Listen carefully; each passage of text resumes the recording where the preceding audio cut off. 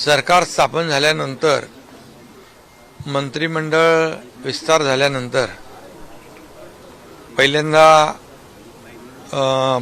दिल्लीमध्ये मी आदरणीय प्रधानमंत्री मोदी साहेबांची भेट घेतली, सदिच्छा भेट, आणि केंद्रीय गृहमंत्री अमित शाह साहेब आहेत, JP नड्डाजी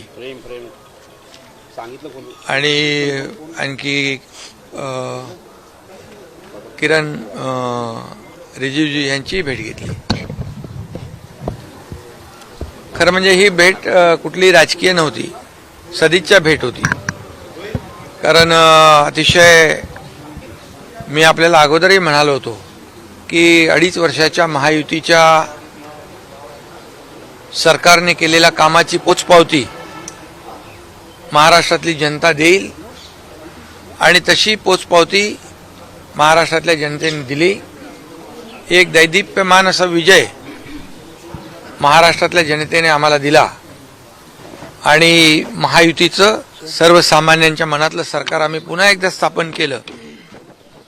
2.5 वर्षामध्ये आम्ही रखडलेले प्रकल्प आणि कल्याणकारी योजना, लोकाभिमुख सरकार काय असतं हे दाखवलं आणि त्या कामाला लोकांनी मान्यता दिली.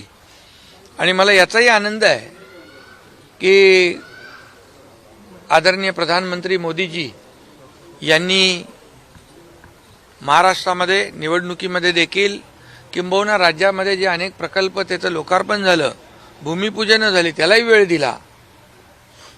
आणि एकंदरीत हे डबल इंजिन सरकार ज्या पद्धतीने काम करत होतं, अनेक योजनांमध्ये केंद्राचा सहकार्य केंद्राचं होतं, सहयोग होता आणि त्यामुळे आम्ही 2.5 वर्षात खूप काम करू शकलो. मला याचं समाधान आहे की 2.5 वर्षात कमी कालावधीमध्ये खूप मोठ्या कालावधीचं काम या ठिकाणी केलं आणि त्याची पोचपावती आम्हाला मिळाली. आणि म्हणून सदिच्छा भेट आदरणीय मोदी साहेबांची घेतली. मोदी साहेबांनी देखील सांगितलं महाराष्ट्राच्या विकासामध्ये कुठेही काही कमी पडणार नाही. केंद्र सरकार आणि आम्ही सर्वजण गेल्या 2.5 वर्षात जसं तुमच्या पाठीशी उभे होतो तसे यापुढे देखील आम्ही पाठीशी आहोत. टीम आमची तीच आहे. देवेंद्रजी आता मुख्यमंत्री आहेत, मी उपमुख्यमंत्री आहे, तेव्हा ते उपमुख्यमंत्री होते आणि मॅच नवीन आहे, नवीन इनिंग सुरू झालेली आहे.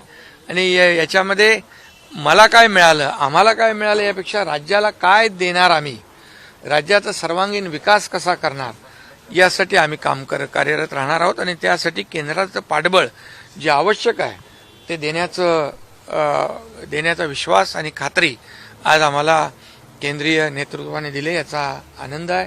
पुढे भविष्यात देवेंद्रजींच्या नेतृत्वाखाली आम्ही टीम म्हणून या ठिकाणी राज्याला पुढे नेऊ आणि राज्याला लोकाभिमुख करू आणि जी कामं आमची 2.5 वर्षामध्ये आम्ही करू शकलो नाही त्याची पूर्तता करू आणि पूर्णपणे या राज्याचा सर्वांगीण विकास कसा होईल याचा एक रोडमॅप तयार करून हे राज्य 1 नंबरला आहे, ते 1 नंबरला कसं राहील आणि देश जो आहे, आपल्या देशाचं नाव जसं आदरणीय प्रधानमंत्री मोदयांनी जगभरात केलेलं आहे आणि त्यांचंही जे काही विजन आहे की देशाला काय देणार, देशवासियांना काय देणार, देशातल्या प्रत्येक सेक्टरला काय देणार यासाठी आणि देशाचा विकास कसं करणार आणि $5 ट्रिलियन इकॉनॉमी हा गोल जो आहे हा अचीव करण्याचं जे त्यांनी स्वप्न पाहिलेलं आहे त्यामध्ये $1 ट्रिलियन पेक्षा जास्तीचा गोल महाराष्ट्र अचीव करेल अशा प्रकारची परिस्थिती आहे. कारण महाराष्ट्र एक प्रगत राज्य आहे आणि या महाराष्ट्रामध्ये पोटेन्शियल आहे, खूप मोठ्या प्रमाणावर पोटेन्शियल, आणि त्याचा वापर या महाराष्ट्राच्या विकासासाठी करू, लोकांच्या कल्याणासाठी करू. आणि म्हणूनच केंद्र सरकार आणि या सर्व नेत्यांची आणखी केंद्रातले अनेक नेते आहेत, त्यांची सविस्तरपणे भेट आम्ही घेऊ. आता पुन्हा एकदा आम्ही मी असेन, देवेंद्रजी असतील, अजितदादा असेल, आम्ही तिघही पुन्हा प्रधानमंत्री महोदयांची राज्याच्या विकासाबद्दल भेट घेऊ. वन नेशन वन इलेक्शनवर काँग्रेससह अनेक विरोधी पक्षांचा विरोध आहे. या खरं म्हणजे वन नेशन वन इलेक्शन ही आता आपल्या देशाची गरज आहे.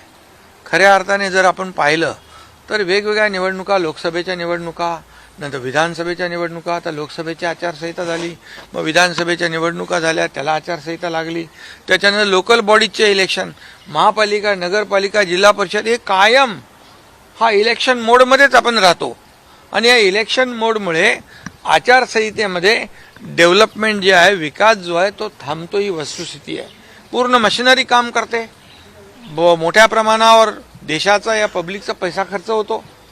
आणि या सगळ्या याच्यामधून आपण प्रत्येक वेळेला, प्रत्येक निवडणुकीची आचारसंहितेमध्ये या लोकांना जे आपण विकासाची कामं आहेत ती आपल्याला थांबवावी लागतात. आणि म्हणून यासाठी, देशाच्या प्रगतीसाठी हा जो विचार मोदीजींनी मांडलेला आहे, याच्यामध्ये देशाचं प्रगती आणि देशाचं हित आहे, देशाचा विकास आहे.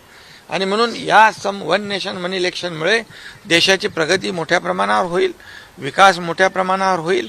आणि जे काही आपण निवडणुकीच्या या सर्व प्रत्येक निवडणुकीला वेगवेगळ्या प्रकारे खर्च करतो, सरकारी मशिनरी वापरतो, सरकारी खर्च जो होतो आणि इतर पक्षांचा होतो, त्याच्याबद्दल काय मी बोलत नाही. मोदीजीबरोबर तुमची 1 तास बैठक झालेली आहे. नेमकं काय, कोणते विषय चर्चेला आलेले आहेत आणि मंत्रालय कोणते?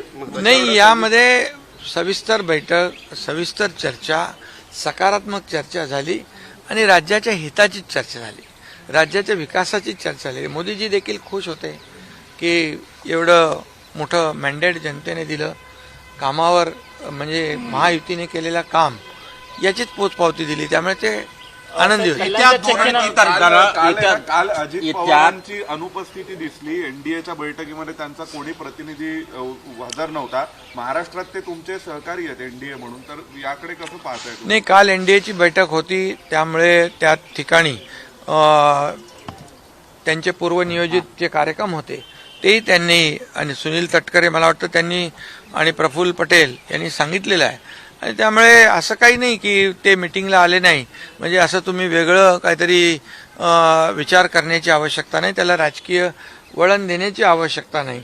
आणि आमच्याकडून प्रताप जाधव इकडे होते, त्यांनी ते अटेंड केली मिटिंग. एनडीए मजबूत आहे, एनडीए एका विचाराने एकत्र आलेला पक्ष आहे, एका कुठल्या स्वार्थ भावनेने एकत्र आलेली इंडिया अलायन्स नाही आहे. त्यामुळे एनडीए हा जो घटक, आमचा जो पक्ष आहे, एनडीए एकत्र सगळ्या विकासाच्या माध्यमातून आम्ही एकत्र आलो, एका विचाराने आम्ही एकत्र आलेलो आहे. त्यामुळे नक्कीच या ठिकाणी एनडीए मोदीजींच्या नेतृत्वाखाली अधिक मजबूत होत चाललाय, मजबूतीने काम करेल. या देशाच्या विकासामध्ये आम्ही पुढे जाऊ. कल्याणच्या चक्कीनाका परिसरामध्ये एक घटना घडलेली आहे. 12 वर्षाच्या मुलीवरती अत्याचार करून तिचा मर्डर करण्यात आलेला. खरं तर क्राईम वाढते महाराष्ट्रामध्ये, अशा पद्धतीच्या टीका तुमच्या सरकारवरती होतात. तसे समोर घटना आले. तुमच्या पक्षाचे आमदार आहेत बालाजी कल्याणकर, त्यांच्या अपहरणाचा प्रयत्नाचा कट रचला गेला अशी माहिती समोर आलेली आहे. राज्यामध्ये कायदा नाही, यामध्ये झालेली घटना अतिशय दुर्दैवी आहे, दुःखद आहे, माणुसकीला काळीमा फासणारी आहे. आणि कालच मला वाटतं खासदार डॉक्टर श्रीकांत शिंदे जाऊन त्या पीडित परिवाराची भेट घेऊन आलेत आणि त्यांना दिलासा दिलेला आहे. झालेली घटना अतिशय दुर्दैवी, आमच्या परिवारातलीच घटना आहे असं समजून आम्ही त्या घटनेचं सरकारने गांभीर्याने घेतलेली आहे.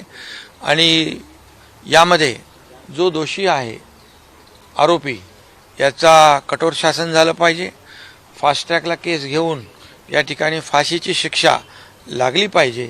यासाठी सरकार पूर्णपणे गांभीर्याने या ठिकाणी या घटनेकडे पाहते आणि कायदा सुव्यवस्था राखण्याची जबाबदारी सरकारची आहे. आणि यामध्ये देखील कुठल्याही दुर्घटनेचं राजकारण करू नये. झालेली घटना दुर्दैवी आहे, परंतु त्याचं राजकारण करणं त्याहीपेक्षा दुर्दैवी होऊ शकतं. आणि म्हणून यामध्ये सत्ताधारी पक्ष असू दे, विरोधी पक्ष असू दे, या अशा प्रकारच्या घटनांकडे गांभीर्याने आपण पाहिलं पाहिजे. आणि आता मुख्यमंत्री देवेंद्रजी आहेत आणि नक्की यामध्ये सरकार म्हणून आमची सामूहिक जबाबदारी आहे. अशा प्रकारच्या ज्या गुन्हेगारांना, अशा प्रकारचे जे काही नराधम आहेत यांना आणि माणुसकीला काळीमा फासणारे जे दुर्दैवी घटना करतायत त्यांना जशाच तसं उत्तर दिलं जाईल आणि त्यांचा बंदोबस्त जशाच तसा. कायदा सुव्यवस्थेचं सांगताय, 2 जात आहेत. तुम्ही कायदा सुव्यवस्थेचं बोलता, तुमच्या पक्षाचे जे आमदार आहेत अंबरनाथचे बालाजी किनीकर, त्यांच्या हत्येचा कट रचल्याची देखील त्या बाबतीमध्ये पोलीस कसून चौकशी करतायत आणि ही देखील अतिशय गंभीर घटना आहे आणि त्याच्याकडे देखील आम्ही गांभीर्याने पाहतोय. मी स्वतः देखील त्यामध्ये लक्ष घातलेलं आहे आणि गृह विभाग देखील त्यामध्ये काम करतोय. अशा प्रकारच्या घटना होऊ नयेत यासाठी पूर्णपणे सरकार परभणीला जात आहे, बीडला जात आहे 2 तारखेला मोर्चा, 28 डिसेंबरला मोर्चा निघत आहे. सुप्रिया सुळे खरं म्हणजे बीडची घटना देखील अतिशय दुःखद आहे, अतिशय दुर्दैवी आहे. कारण एक ज्या पद्धतीने तो निर्गुण हत्या झालेली आहे ती त्याला कधीही माफ न करणारं ती घटना आहे. त्यामुळे मुख्यमंत्री महोदयांनी स्वतः आणि मी देखील विधान परिषदेमध्ये या बाबतीमध्ये सांगितलेलं आहे की गुन्हेगार कितीही मोठा असला, कुणाच्याही जवळचा असला आणि त्याचे कुठेही लागेबांधे असले तरी सुद्धा कायद्यासमोर सर्व गुन्हेगार सारखे आहेत. त्यामुळे हे महायुतीचं सरकार कुणाचाही मुलाहिजा ठेवणार नाही, कुणालाही पाठीशी घालणार नाही आणि योग्य वेळेत तुम्हाला त्याची प्रचिती येईल. 28 डिसेंबरला मोर्चा आहे सर, 28 डिसेंबरला मोठा मोर्चा आहे.